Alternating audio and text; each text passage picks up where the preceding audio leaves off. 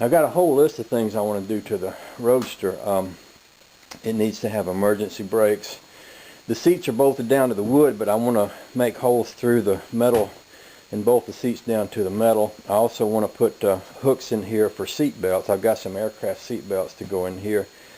I've got a hydraulic brake switch that's kind of something like a line lock switch that I can hook to the brakes and use that for emergency brake. I want to work on these headers to get them quietened down, because I'm going to try to get this thing inspected with those headers on it.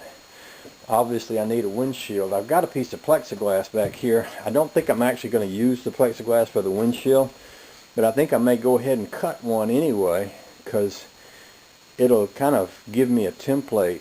I can stick it on there. I can see what it's like with that piece of plexiglass there, and then if I do cut one later out of heavier plexiglass or even out of real glass, I'll have this one to use as a pattern. So I think that's what I'm going to do.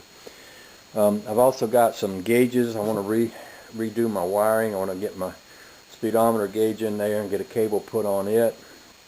I want to put a new seal on the back of that transmission.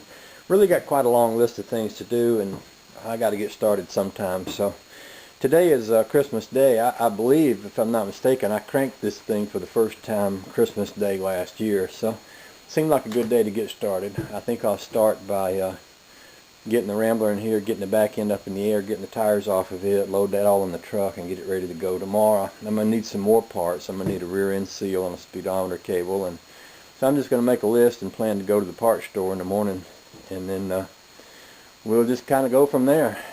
It's going to be a little bit of a challenge to move these cars around because of the snow out here. With those big fat tires on the back of the Roadster, it's a little hard to drive it in the snow, but as I'm checking this out, my driveway ain't too bad, so I believe I can pull it off.